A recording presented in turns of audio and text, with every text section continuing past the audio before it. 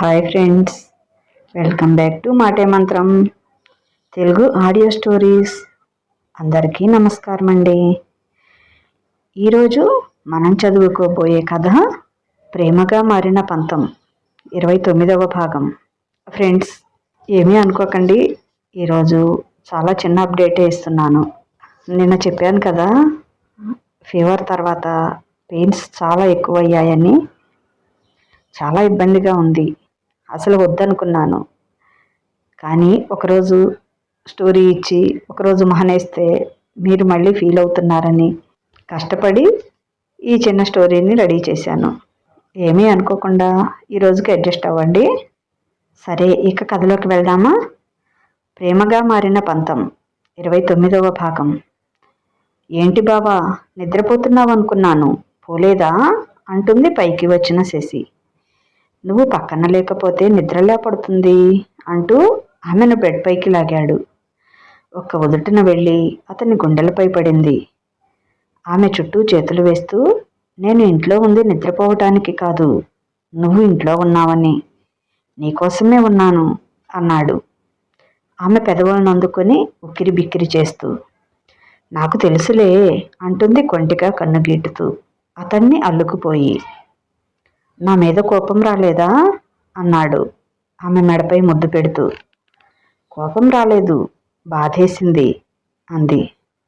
అవునా, very very సారీరా అన్నాడు. అబ్బా, ఎన్నిసార్లు చెప్తావు? నాకు నీ సారీలు అవసరం లేదు, కానీ ఇంకెప్పుడు ఇలా చేయొద్దు అంది. ప్రామిస్, ఇంకెప్పుడు నేను చేసినట్లు చెయ్యను అన్నాడు శోభన్ ఆమె నుదుటిపై ముద్దు పెడుతూ. ఎవరు ఎంత బలవంతం చేసినా, నా ప్రాణం పోయినా ఇంకెప్పుడూ తాగను అనుకున్నాడు మనసులో. ఆ మాటకు సంతోషపడుతూ థ్యాంక్ యూ అతని పెదవులపై ముద్దు పెడుతూ. థ్యాంక్ యూ చెప్పాల్సింది నేనురా, నువ్వు కాదు అంటూ ఆమె పెదవులను అలాగే బంధించాడు. అతని చేతులు ఆమె ఒంటిపై ఎక్కడెక్కడో నాట్యం ఆడుతుంటే, ఇప్పుడా పట్టపగలు, వద్దు బావా అంది మత్తుగా. పర్వాలేదు, ఈ ఒక్కరోజుకి ఏం కాదు అన్నాడు ఆమె చెవిలో గుసగుసగా. అవునా అంటూ అతన్ని మల్లెతీగలా అల్లుకుపోయింది. అతని గాఢ పరిశ్వంగంలో వెన్నలా కరిగిపోయి అతనిలో కలిసిపోయింది. మాయ చేసేస్తావు బావా అంటూ మురిపంగా అతన్ని ముద్దు పెట్టుకుంది. టైం చూసి, అమ్మో అప్పుడే 11 అయ్యింది, నీతో ఉంటే అసలు టైమే తెలియదు బావా అంటూ బాత్రూంకి వెళ్ళి స్నానం చేసి చీర మార్చుకొని వచ్చింది. అంతలో ఫోన్ మోగింది. మేడం, మిషన్స్ వచ్చాయి, ఎక్కడికి రావాలి అని. నేరుగా పంచాయతీ ఆఫీస్ దగ్గరికి వెళ్ళండి, నేను ఇప్పుడే వస్తున్నాను అంటూ. బావా వస్తావా, నేను స్కూటీ మీద వెళ్ళనా అంది. వస్తానులేమ్మా అన్నాడు అలసటగా. అవసరం లేదు, కొంచెం సేపు రెస్ట్ తీసుకో, నేను వెళ్ళి వాటిని లోపల పెట్టించి వస్తా అంది. పర్లేదులేరా, నేను వస్తాను అంటూ లేచాడు. ఇద్దరూ బైక్ మీద పంచాయతీ ఆఫీస్ దగ్గరకు వెళ్ళారు. రంగా వాళ్ళు అక్కడే ఉన్నారు. బూజులు తులిపి అంతా క్లీన్ చేసి నీట్గా పెట్టారు. ఓ పెద్ద హాల్లో మిషన్స్ అన్నీ సర్దించింది. మిగతా గదులు కూడా చూసింది. అవి కూడా చాలా పెద్దగానే ఉన్నాయి. ఊళ్ళో అమ్మాయిలకు ఫోన్ చేసింది. పంచాయతీ ఆఫీస్ దగ్గరికి రమ్మని చెప్పింది. ఎందుకో అనుకున్నారు వాళ్ళు. శశి అక్క పిలిచిందంటే ఏదో విశేషమే ఉంటుంది అనుకుంటూ అక్కడికి వచ్చారు. ఇంతవరకు అసలు విషయం వాళ్లకు తెలియదు. అక్క అనుకుంటూ శశి చుట్టూ చేరారు వాళ్ళు. మీరు మాట్లాడుతూ ఉండండి అంటూ పంచాయతీ ఆఫీసులోకి వెళ్ళాడు శోభన్. ఈ మిషన్లు ఏంటక్క అని అడిగారు వాళ్ళు. మీకోసమే, మీరు ఏదైనా నేర్చుకుంటామన్నారుగా, అందుకే ఇవి తెప్పించారు అత్తయ్య గారు. మీకు టైలరింగ్ ఇష్టమేనా అని అడిగింది శశి. ఓ ఇష్టమక్క అన్నారు అందరూ. మా బ్లౌజులు అవి కుట్టించుకోవాలంటే సిటీ వెళ్లాల్సి వస్తుంది.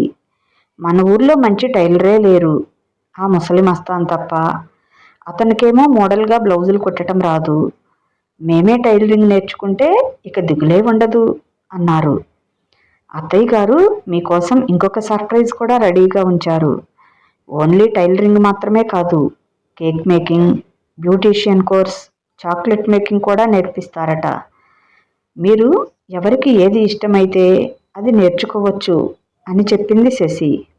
అక్క, అన్నీ నేర్చుకోకూడదా అంది ఓ అమ్మాయి దిగాలుగా.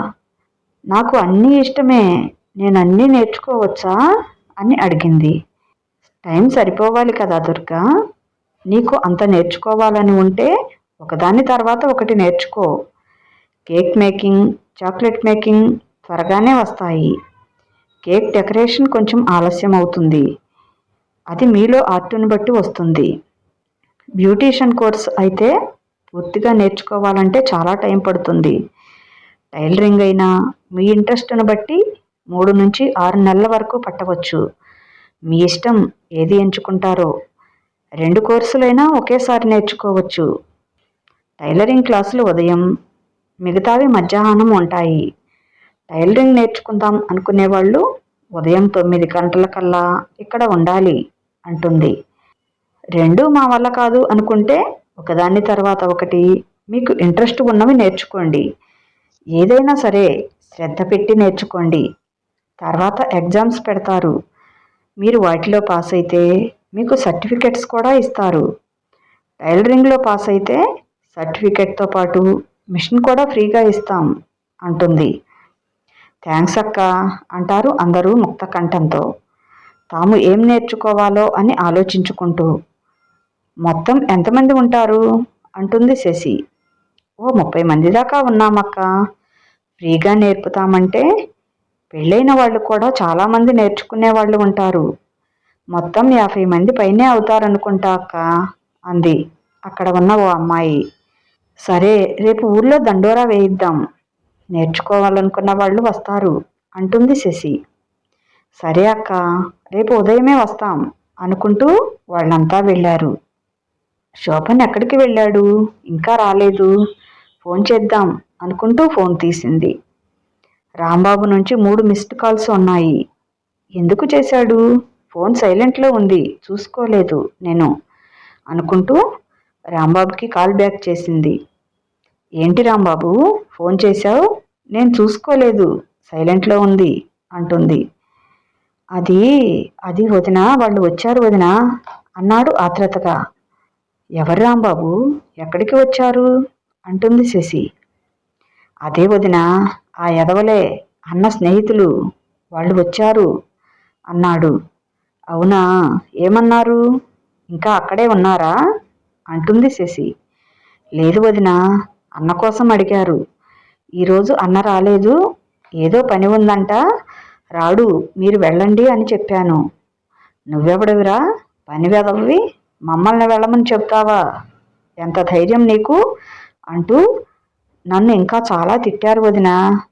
అన్న నన్ను తమ్ముడిలా చూసుకుంటాడు, మీరు ఇలా నన్ను మాట్లాడితే నేను అన్నకు చెబుతాను అని కూడా చెప్పాను. అయినా ఆ ఎదవులు వినలేదు వదిన. అన్నకి 4-5 సార్లు ఫోన్ చేశారు, అన్న ఫోన్ ఎత్తలేదు. వాడికి ఫోన్ చేసి రమ్మని చెప్పు, లేకపోతే ఈరోజు మా చేతుల్లో ఉందే నీకు అని నన్ను బెదిరించారు. నేనేం బెదిరిపోలేదు, నేనేం చెయ్యను, చేసుకుంటే చేసుకోండి, లేకపోతే ఇక్కడి నుండి వెళ్ళండి, అన్న వచ్చిన తర్వాత వస్తే అప్పుడు రండి అన్నాను. దానికి వాళ్ళకి కోపం వచ్చింది. వాడు నీకు బాగా అలసిచ్చాడులా ఉందిరా, మదం ఎక్కి మాట్లాడుతున్నావు అంటూ నన్ను కొట్టబోయారు. ఇక్కడున్న వాళ్ళంతా నా మనుషులే, నా ఒంటి మీద చెయ్యి పడితే మీ అంతు చూస్తారు అని నేను కూడా ఎదిరించాను. అయినా ఆ ఎదవలు అక్కడి నుంచి వెళ్ళలేదు.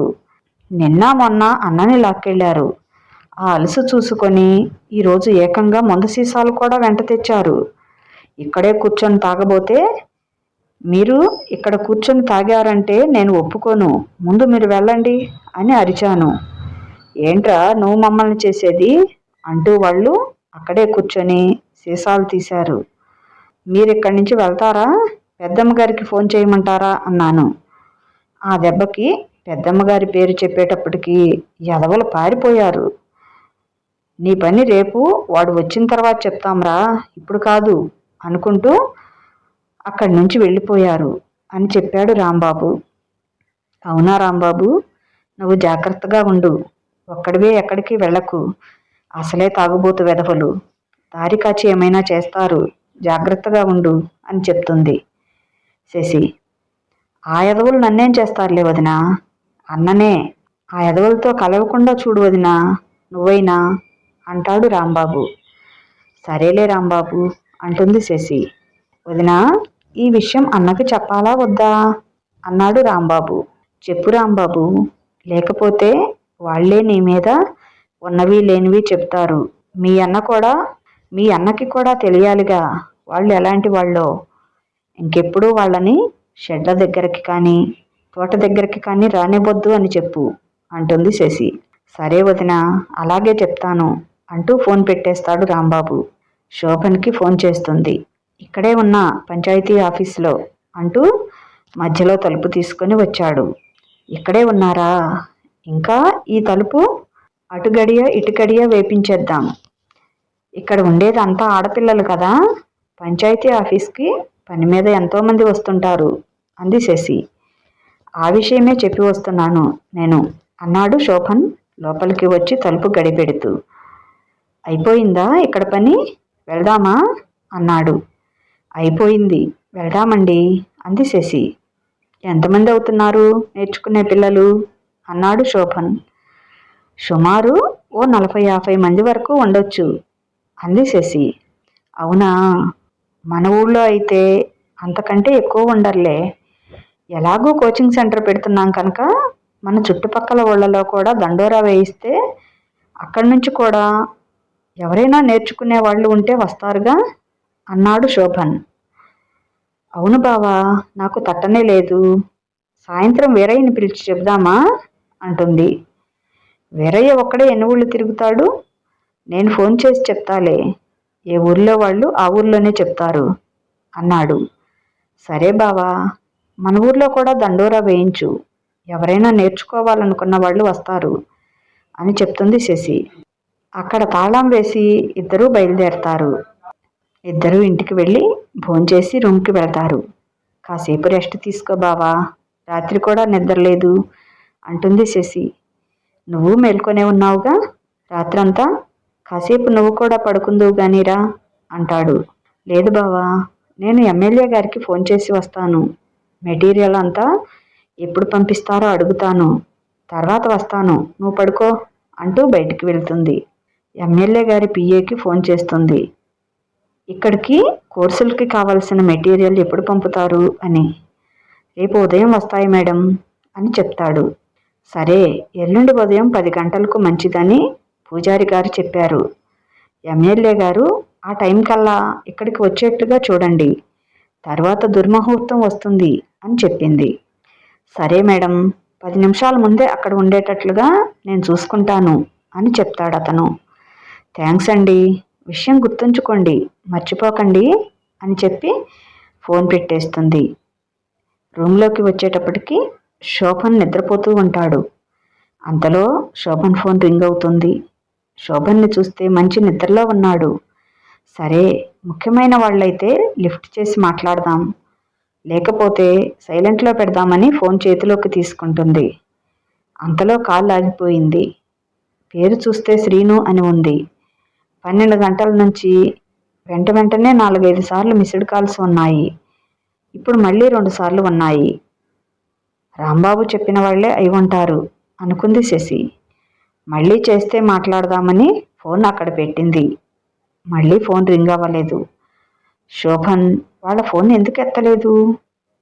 చూసే ఎత్తలేదా, లేక చూడలేదా అని ఆలోచిస్తూ శశి కూడా శోభన్ పక్కనే పడుకొని అతనిపై చేయి వేసుకొని నిద్రలోకి జారుకుంది. ఇదండి ఈరోజు కథ. చాలా చిన్న అప్డేటే ఇచ్చాను, ఏమీ అనుకోకండి ప్లీజ్. రేపు ఇంకొంచెం ఎక్కువ ట్రై చేస్తాను. చెయ్యి బాగా పెయిన్గా ఉందండి, ఇక్కడికే చాలా కష్టమైంది. సరేనండి, ఈ కథ మీకు నచ్చినట్లయితే ప్లీజ్ ఓ చిన్న లైక్ ఇవ్వండి. అలాగే ఈ కథ పైన మీ అమూల్యమైన అభిప్రాయాన్ని ఓ చిన్న కామెంట్ ద్వారా తెలియచేయండి. మన మాటే మంత్రం ఛానల్ని సబ్స్క్రైబ్ చేసుకోండి, షేర్ చేయండి. ఇక ఉంటాను, బాయ్. మీ లక్ష్మీ ఘంట.